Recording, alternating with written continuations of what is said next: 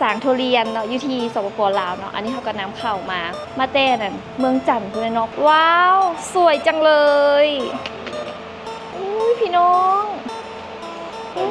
หอมอันนี้เป็นเนื้อไก่ฉีกเนาะพี่น้องเนาะไผ่มากแบบกรอบนอกนุ่มในต้องหีบมาเลยเนาะหรือว่าเนื้อไก่ฉีกแบบนี้เนาะไอ้กินมื้อใดมือนี้แน่นบอกรถกินภายในมือ2 มื้อนี่แหละสบายดีพี่น้องขอต้อนรับเข้าสู่ช่องน้องบุญสอนซาแนลมื้อนี้ก็กลับมาอีกครั้งเนาะกับทุเรียนอันนี้ก็เป็นทุเรียนเมืองจันทร์เช่นเก่าเช่นเคยเนาะหลายคนก็ว่าอุ้ยเป็นอะไรขายดีบ่เนาะน้องก็บ่มีเวลาตอบเลยพี่น้องขอโทษหลายๆเด้อพอดีว่าแบบเฮาก็ขายกันหัวหมุนเลยเนาะเพราะว่าคนสวยโบราณเฮาเฮ็ดเองขายบอกกำไรหลายเนาะพี่น้องเนาะแบบขายเองลงทุนนู่นนี่นั่นเฮ็ดเองกับทุกอย่างเลยเพื่อแบบประหยัดต้นทุนแล้วก็ให้ทุกคนได้กินของถูกๆเนาะแล้วก็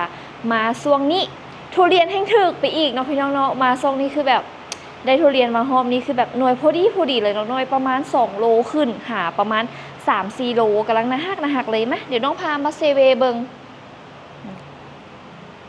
และที่ยังเอามาอยู่นี่ก็เป็นทุเรียนหมอนทองคือเก่าเนาะหลายคนก็อุ้ยแล้วทุเรียนลาวเด้ทุเรียนลาวยังบ่ทันได้เอาเข้ามาขายเถอะเนาะพี่น้องเนาะเพราะว่ายังบ่ฮู้ตลาดเถอะเนาะแล้วก็เดี๋ยวเฮาไปเช็คเบิ่งราคาแล้วก็เบิ่งสวนตื่นก่อนแต่วันมีแผนว่าจะเอาทุเรียนลาวเฮามาขายคือกันเนาะพี่น้องเนาะผู้ใดมีสวนตัวใดแนะนำน้องหรือว่าทุเรียนสายพันธุ์ใดก็เอามาแนะนำน้องตื่มเด้อเนาะน้องก็อยากให้ทุกคนนั้นที่ว่ามาหาเนาะได้กินทุเรียนแซ่บๆน้ำกันตื่มเนาะอันนี้ก็จะเป็นหมอนทองช่วงนี้นี่ก็คือแบบหากะเอามาเมื่อวานนี้ยังบ่ทันสุกหลายเถอะเนาะน่าจะสุกหลายๆพร้อมขายนี่ประมาณอีกมื้อนึง2 มื้อเนาะแล้วทางบ้านของทุกคนเดี๋ยวนี้ขายโลกันเท่าใดกันแล้วเนาะทางบ้านของทุกคนเนาะช่วงนี้ก็จะเป็นช่วงท้ายเดือน5ต้นเดือน6เนาะคืออยู่ห้านน้องเนาะเป็นหน่วยแบบซี่นี่ข้ามไปแล้วก็ข้ามมาโอ้ยบ่ลาบบ่จำเนาะกับน้ำนี่นะคือทุเรียนอยู่นี่อันนี้นี่ตัวนี้นี่ขายเป็นหน่วยน้องขายอยู่บ้านน้องกะ139,000เนาะขายอยู่เวียงจันทน์เนาะพี่น้องเนาะห้านบุญบาทสถานีแซ่บเนาะในช่วงท้ายเดือน5นี้ฮอบนี้139,000 กีบแต่คันหากว่าเป็นเนื้อเนาะที่แบบแกะให้แล้วเห็นภูแล้วหน่วยภูใหญ่ๆสวดๆเนาะผู้กลางผู้ใหญ่ผู้น้อยมีเมิดเนาะพี่น้องมาเลือกเบิ่งได้เนาะตัวนั้นละมัน399,000เนาะจ้ะราคาก็ถึกลงจากแต่ก่อนไหนฮอบแรกเฮาเอามาหั่นละมันขายเป็นหน่วยสิละมัน169,000เนาะแล้วก็เป็นเนื้อหั่นกะ400,000ป่ายกับ500,000พุ่นแหละรอบนี้ก็ถือว่าทุเรียนออกหลายกันแล้วเนาะหลายๆสวนแล้วก็หลายๆพันเนาะก็ถือว่าโอ้กินกันม่วนเลยเนาะซุนี้ระวังเด้อพี่น้องนะกินทุเรียนอันจะได้เป็นฮ้อนในได้คือน้องเองช่วงนึงขายใหม่ๆกับปอกน้ำกินน้ำซิมน้ำเนาะกำไรกินนี่มาเด้อพี่น้องเด้อผู้ใดอยากมาอุดหนุนน้องก็มาได้เนาะวันนี้ก็พามาเซเวเบิงสางทุเรียนเนาะอยู่ที่สปป.ลาวเนาะอันนี้เขาก็นำเข้ามาเครื่องหันเพิ่นออกมาแต่พูดได้มาแต่นั่นเมืองจันทน์พุ่นเนาะเพิ่นก็นั่งรถมานี่ถือว่า24 ชั่วโมงพุ่นนี่เธอสิฮอดบ้านเฮานี่แล้วก็ช่วงข้ามเวลาพามาเบิงไอ้หนุ่มรอปอกเฮาไอ้ชื่อหยังไอ้ชื่อสมพรไอ้สมพรคือหน้าใสเด้ไอ้สมพรใส่หยังไอ้สมพรใส่หยังหน้าใสกับไอ้น้องอีกสบู่กานกแก้วสบู่ยังก็สบู่กานกแก้วใส่แล้วเห็นผลเลยโอ้อันนี้มันกินอันนี้เนี่ยกิจกรรมย้ำวางของพวกเฮาเนาะอันนี้รอมักทุเรียนสุกเนาะอันนี้เขาจะเอิ้นอย่างบ้านเฮาบักดามบักดามบ้านทุกคนเอิ้นอย่างอันนี้บักดามบ่เอาบ่จักตาบ่มื้อนี้ทุเรียนสุกหลายบ่บอกเลยแล้วมื้ออื่นเดี๋ยวคิดว่าสุกหลายบ่สุกหลายโอ้มื้ออื่นนี่ขายรุมเลยพี่น้องมื้ออื่นนี่ทุเรียนสุกหลายเลยน้องผู้ใดไกลไปไกลมาแถวรักเจ็ดกะมาอุดหนุนได้ในเด้อเนาะหรือว่าไผอยากแบบมาเลือกเอาเป็นหน่วยอยู่ทางด้านในมาหาผู้บ่าวมาลินบักดามกับผู้บ่าวก็บอกอ้ายเพิ่นได้อ้ายเขาอยากไปลินบักดามกับเจ้าอยู่สางทุเรียนสิได้บ่ยิ้มกุบกิบมากพี่น้องเนาะเดี๋ยวจังหน่อยแรงๆเขาก็สิเอาทุเรียนออกไปขายอยู่ทางด้านหน้าเนาะแล้วก็มีทั้งหน่วยน้ำแล้วก็มีทั้งเนื้อนำเนาะพี่น้องเนาะปีนี้ก็ถือว่าขายทุเรียนมวนเลยรอบแรกเขาเอามาจากรอบแล้วปะรอบที่3เนาะ รอบที่3รอบหนึ่งเขาเอามากับประมาณ 2,000 2,500 1,500มาเป็นรอบกับ3มื้อเอาเข้า3มื้อเอาเข้าอาทิตย์นึงเอาเข้าสิเนาะเพราะว่าเขาต้องเอามาแบบนี้เนาะเพราะว่าคันเขาเอามาแบบเทื่อละหมื่นตันเลยบ่ไหวน้ำสุกพร้อมกันเขาต้องเอามาเทื่อละ1,000 2,000เนาะเดี๋ยวสิมาประเดิมว่าไผสิได้พี่น้องมาเด้อมาลินบักดามแข่งกันเขาจะเฮ็ดจังไหนก่อนเฮ้อเพิ่นสิความว่าเขาสิง่าย ต้นไหน โอเคเขาเฮ็ดจักแถวดี ซี่ครับ 4 แถวเนาะซ้ำๆบักทุเรียนซุกก่อนนะลินบักดามท่าก่อนขอกำลังใจเด้อพี่น้องเด้อมาเฮาสิไปบักใดมาลุ้นน้ำกันขั้นไผเสียหยัง ที่อยากกิน ฮะ ที่อยากกินยัง อยากกินมอคค่าปั่นพอเด ไม่กินแบบคอฟฟี่ก็ได้ แบ็คคอฟฟี่ฮันนี่เลมอน มาตัวกัน เอาสิพี่น้องมาลองทายบางเด้อว่าไผสิชนะคันน้องเสียน้องสิเสียแบ็คคอฟฟี่คันพรเสีย หมักได้ มอคค่าให้น้องเด้อไปนี่ก็ได้ตัว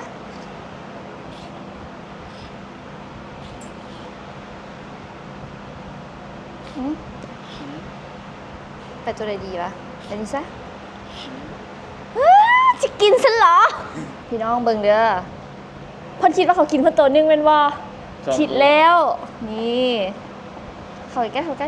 เขาจะกิน1กิน2นี่บุกแล้วอันหนึงโอ้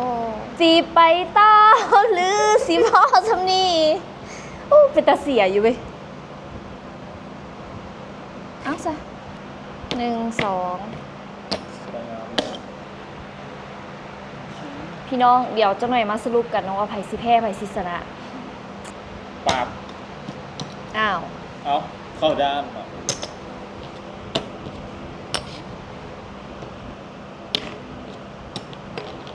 ดูหันแล้วนะกินมา คือไปไก่แท้คือประจำอยู่นี่ บอก พี่น้องเอ้ยเหลือ2อัน เบิ่งแล้วเหลือด้าม2น้องมีแต่ด้ามอันเดียวกับ1 2 3 4 เล่นเลยดิตัวหน้าอยู่ดิ อ๋อเขายังเหลือด้ามอันหนึง เรียกกันเรือเลยไปเลยไหมมันจะเรือสิ บ่สู้หรอกเนาะ กับดักจบบริบูรณ์ อ้า เดินมาเลย เสียเลยเศร้าดิ ได้กินอะไรได้ชนะ อืม ได้ แต่คอฟฟี่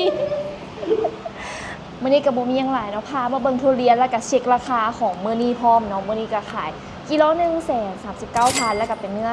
399,000เด้อเนาะคันถามว่าอะไรเป็นเงินบาทตอนนี้เรทเงินฝั่งไทยเนาะบาทกี่บาทน่าจะอยู่ที่ประมาณเงินบาทขึ้นเนาะเงินบาทแข็งค่าช่วงนี้ เงินลาวอ่อนค่า 660บ่665เดี๋ยวนี้665เนาะ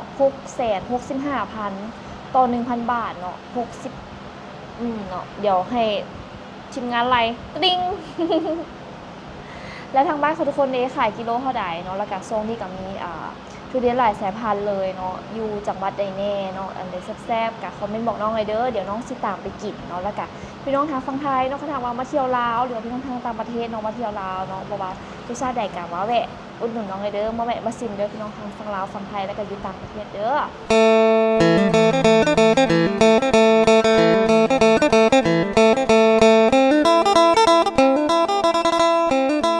เดี๋ยวน้องกินทุเรียนบ่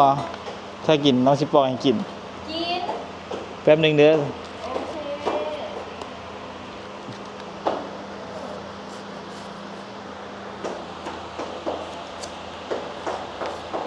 นี่มาเบิ่งสเต็ปการปอกทุเรียนเนาะ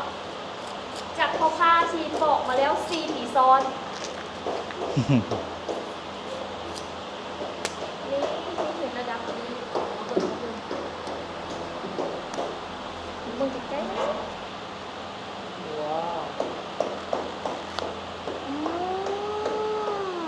ว้าว สวยจังเล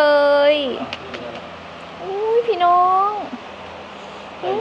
หอม อันนี้เป็นเนื้อไก่ฉีกเนาะพี่น้องเนาะไผ่มากแบบกรอบนอกนุ่มในต้องหีบมาเลยเนาะหรือว่าเนื้อไก่ฉีกแบบนี้เนาะ ทุเรียนสีสวยๆภูใหญ่ๆแบบนี้เลยเนาะกินแล้วแซ่บสุกแก่ทุกหน่วยบ่ขมเด้อบ่ขมบ่เละเด้อโอ้ภูบักใหญ่เลยพี่ซ้ำฝ่ามือกินละเด้อว่าต้องแก่มันเนาะ ก็ได้ยินว่า ก็ได้กินนั่นๆสบายดีไอ้ เลือกแค่นี้ดู2 หน่วย ไอ้กินมื้อใด มื้อนี้แน่บอกรถกินภายในมื้อ2 มื้อนี่แหละ ได้เอาหน่วยประมาณจักโลดีไอ้ เอาประมาณ3 โล 2-3 โล เลือกหน่วยงามๆให้ไอ้เพิ่นเลยเด้อ แล้วปอกให้เลย โอ้คันหักว่าอีก 2-3 มื้อปอกเลยนี่น่าจะยังบ่สุก ซุปบ่ แมนคันกินเลยเดี๋ยว กินเลยซั่นน่ะ เดี๋ยวเบิ่งกันเนาะตอนนี้ออกมากินต่ออยู่นอกเนาะพี่น้องให้ลูกค้าเพิ่นเลือกตื่มเนาะบางเทื่อเพิ่นอยากได้เลือกได้เพิ่มเนาะสำหรับไผที่แบบอยากได้เนาะก็สามารถมาเบิ่งทางด้านหลังก็ได้เด้อเนาะร้านอาหารมุนบ่าเนาะหรือว่าตึกสถานีแซ่บร้านอาหารมุนบ่าทางด้านหลังนี่เลยเนาะเดี๋ยวขี่กันไปกันมาเห็นตึกสีเขียวๆเลี้ยวเข้ามารถแล้วก็ไปถามที่สถานีแซ่บเนาะว่าอันขอไปเลือกทุเรียนได้บ่คันหากว่าบ่เห็นเฮาขายอยู่หน้าห้านเนาะแต่คันเห็นเฮาขายอยู่หน้าห้านก็แวะได้เด้อพี่น้องเด้อเพราะว่าบางเทื่อฝนตกแดดออกบางเทื่อแม่ค้ากะลี่อยู่ในเด้อพี่น้องเนาะก็เข้ามาเลือกอยู่นี่เลยเนาะอันนี้ก็เป็นกรอบนอกนุ่มในเนาะที่ต้องกินเป็นเนื้อกระชิกตรงนี้มันจะมีความหวานมันหอมนิดๆนะพี่น้องเนาะ